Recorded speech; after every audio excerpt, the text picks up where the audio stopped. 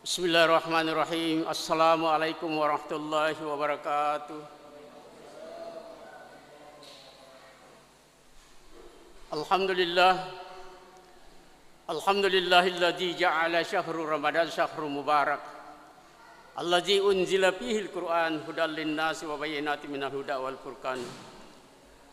Asyhadu an la ilaha illallah wa asyhadu anna Muhammadan abduhu wa rasuluhu. Kaum muslimin dan muslimat, jamaah salat Isya yang insya Allah dilanjutkan dengan salat tarawih secara berjamaah yang insya Allah dirahmati oleh Allah Subhanahu wa Ta'ala.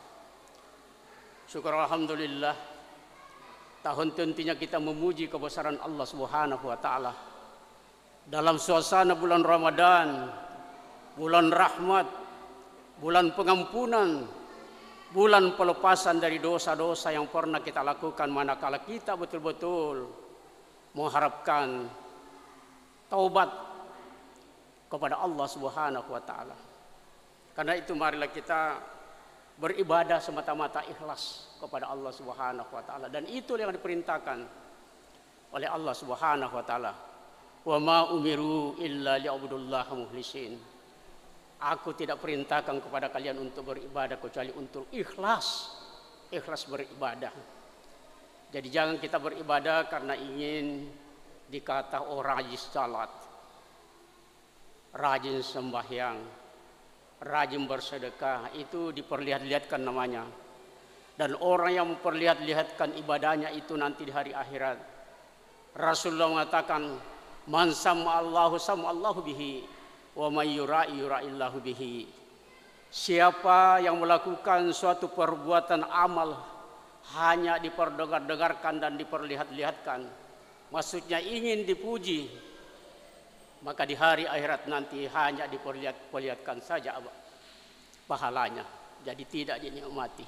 Karena itu marilah kita semata-mata ikhlas beribadah kepada Allah Subhanahu wa Ta'ala. Lillahi ta'ala, bahasa anunya itu, lillahi ta'ala, kita beribadah kepada Allah. Jamaah yang saya muliakan, sesuai dengan tema yang diedarkan oleh Ikatan Mubalik Sulawesi Tenggara Imul Sutra yang diketuai oleh Bapak Dr. Pusat Dharma Pasompa, saya lihat itu di ceramah itu untuk tanggal 23 ini, yaitu i'tikaf di masjid. Apa itu i'tikaf? Jadi i'tikaf itu dilakukan pada akhir-akhir 10 Ramadan. Nah sekarang kita sudah berada pada malam ke-13 dari akhir Ramadan ini. Pada malam ini berarti tarawih masuk malam ke-23. Kalau Rasulullah melakukan i'tikaf itu bersama sahabat, bersama keluarga berada di masjid itu, mulai masuk masjid dia dulu salat tahiyatul masjid. Jadi jangan kita masuk di masjid langsung duduk saja, tapi lakukanlah salat tahiyat, salat penghormatan kepada masjid. Sesudah itu kalau mau masuk salat, ada salat sudah azan orang, salat sunat muakkad yang mendekati salat wajib. Nah kalau di dalam masjid ini sudah melaksanakan salat tarawih, salat isya, salat tarawih, duduklah mereka membaca Al-Quran, duduklah mereka bersikir. Jadi itu betul-betul melakukan murakabah, pendekatan kepada Allah semata-mata lillahi ta'ala. Itulah yang dilakukan para sahabat sampai jauh malam dia. Iya, kalau Bapak mudah-mudahan bisa ke Tanah Haram, karena saya sudah alhamdulillah satu kali saya berada di Masjid Haram 2017, itu bulan suci Ramadan. Kalau kita melakukan i'tikaf di sana, selesai salat maghrib orang istirahat makan, habis itu masuk waktu salat isya, habis itu masuk tarawih. Setelah tarawih istirahat, baca Al-Quran. Habis baca Al-Quran, kira-kira sudah setengah 12 atau hampir jam 1, salat malam lagi. Dilakukan itu 8 rakaat, tidak witir lagi. Sesudah itu mengaji, itu yang dilakukan itu namanya itikaf di masjid. Berdoa, ada yang salat tobat, macam-macam dilakukan di situ. Baca Al-Quran, utamanya baca Al-Quran, karena Al-Quran itu adalah kalamullah. Sampai mau masuk salat subuh, itu dilakukan 10 akhir Ramadan. Tapi kalau kita di sini ya barangkali itu hanya satu dua masjid saja yang melakukan itu. Tapi saya harapkan supaya kita perbanyaklah membaca Al-Quran, karena Al-Quran itu adalah kalamullah.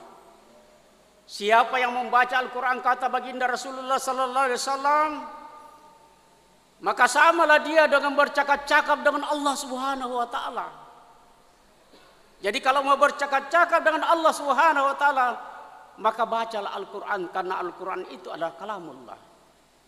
Di hari akhirat nanti orang yang banyak membaca Al-Quran, Al-Quran mohon kehadirat Allah Subhanahu wa taala. Karena Al-Quran itu adalah makhluk, sekalipun dia adalah kalamullah, ciptaan Allah, karena dia itu makhluk.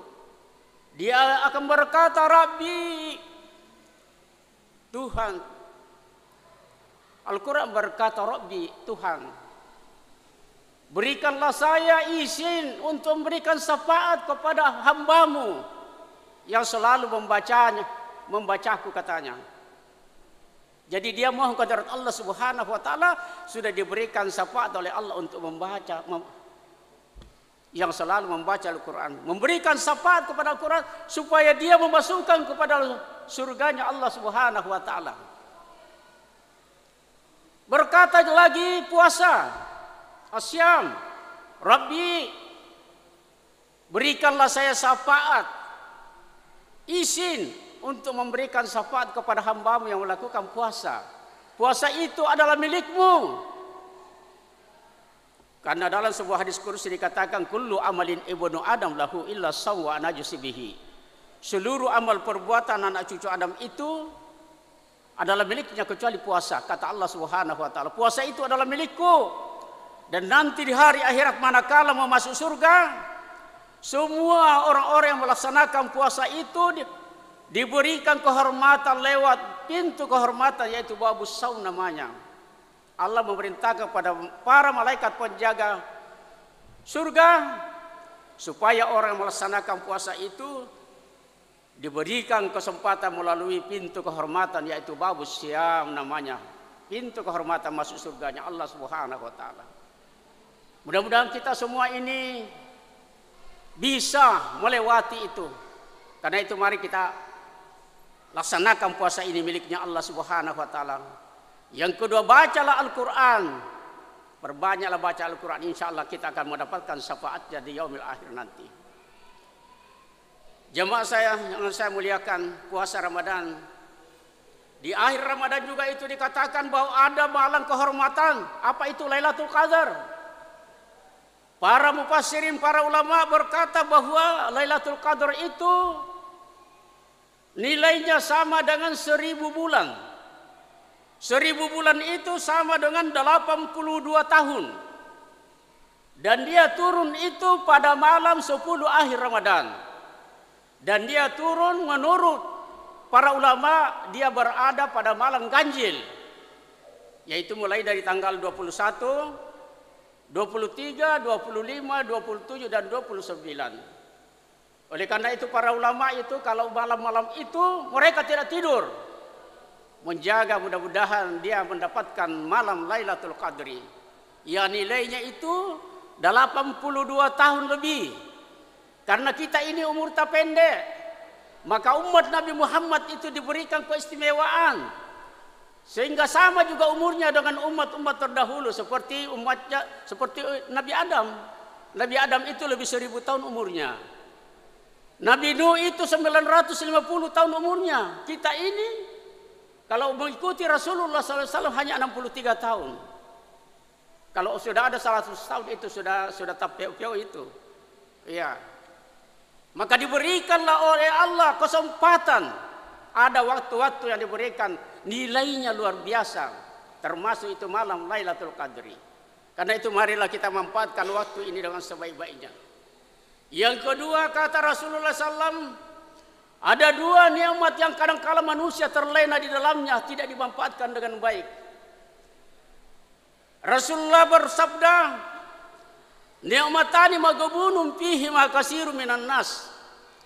Ada dua nikmat yang kadang-kala kebanyakan manusia terlena di dalamnya. Yaitu yang pertama kata baginda Rasulullah, an-ni'matus sihha. Nikmat sehat. Dia sehat tapi tidak memanfaatkan kesehatannya itu. Dia sehat tapi tidak bisa berpuasa, katanya ya saya tidak bisa biasa. Dia sehat tapi tidak mau pergi berjamaah. Dia sehat, jadi sehat tidak dimanfaatkan untuk beribadah kepada Allah Subhanahu wa taala. Itu kadang-kala banyak manusia begitu. Yang kedua nikmat kesempatan. Ada kesempatannya tapi tidak dimanfaatkan. Bulan suci Ramadan ini kesempatan untuk meraih keuntungan luar biasa. Sehingga berbuat ibadah di dalam bulan suci Ramadan ini dilipat gandakan pahalanya. Bahkan membaca Al-Quran, satu huruf itu dinilai 10 pahala. Kita baca Bismillahirrahmanirrahim. Bismillah itu 19 hurufnya. Alif Lam Mim 3 huruf. Alif 10 pahala, Lam Mim 10, Mim 10 berarti sudah 30. Nah kalau kita baca satu juz, luar biasa Allah, kemurahan Allah kepada umat Muhammad. Itulah kelebihan umat Muhammad karena umurnya pendek. Kita ini hidup, dan hidup pasti akan mengalami kematian. Apalagi dengan adanya corona ini, ribuan juta manusia. Tapi semua ini itu adalah ketetapan Allah. Semua itu kehendak Allah, sehingga Allah mengatakan kullu yusibana illa ma kataballahu lana huwa maulana walallahi falyatawakkalul mu'min. Katakan Muhammad, semua musibah ujian itu datangnya dari Allah. Allah lah pemimpin kami, Allah lah pelindung kami, dan kepada Allah lah kita senantiasa berserah diri. Itulah orang-orang yang beriman kepada Allah Subhanahu wa taala. Makanya itu kita selalu berdoa, mudah-mudahan corona penyakit dunia ini cepat-cepat diangkat, dicabut oleh Allah Subhanahu wa taala. Tapi tetap kita melaksanakan apa harapan pemerintah. Karena kita ini atiullah wa atiur rasul wa ulil amri minkum. Taat kepada Allah, taat kepada Rasulullah. Mari kita laksanakan puasa Ramadan ini.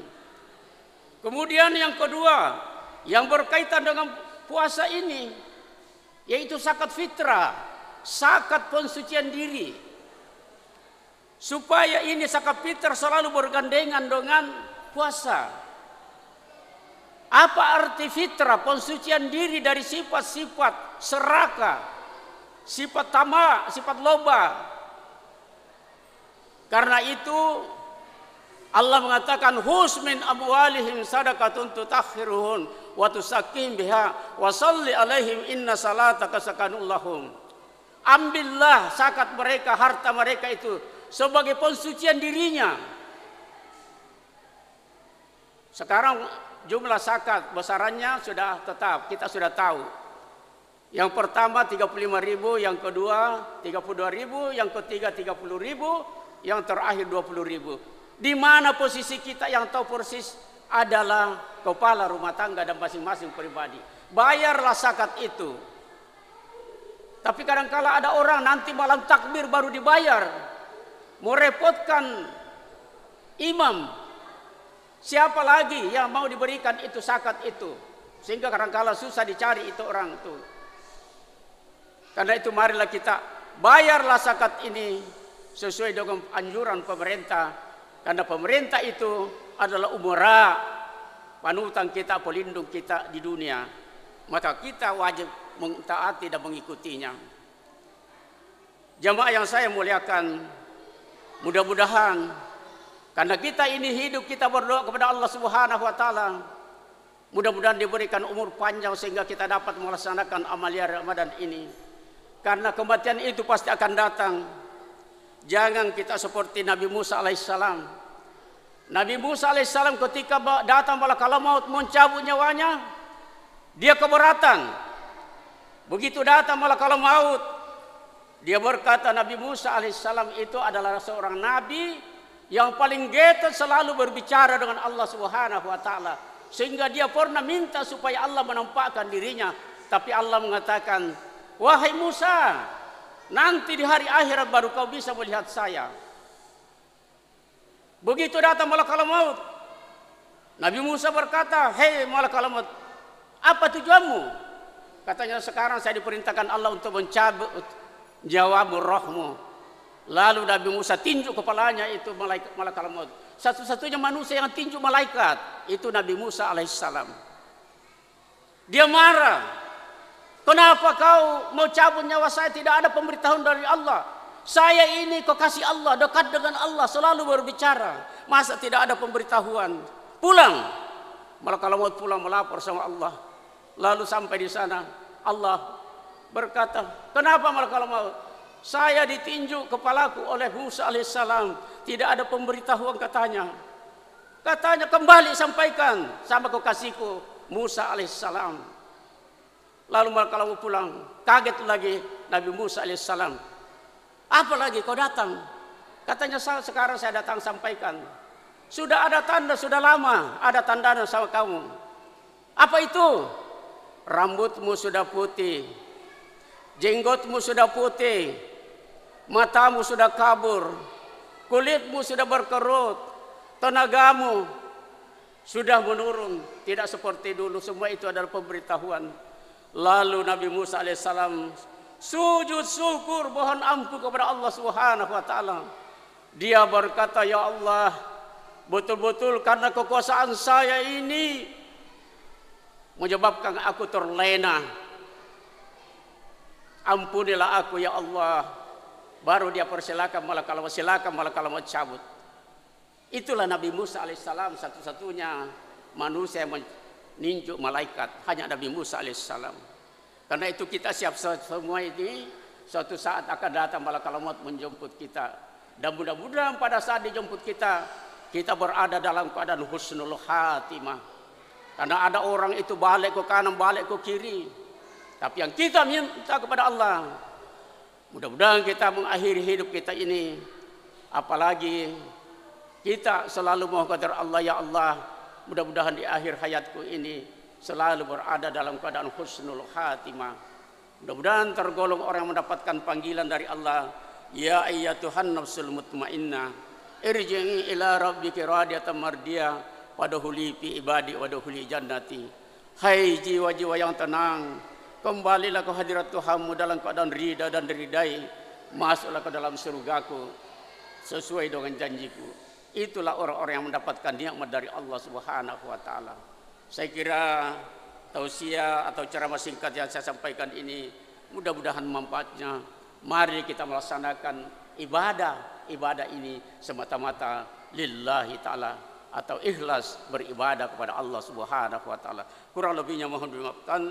Billahi fisabilil haq. Assalamualaikum warahmatullahi wabarakatuh.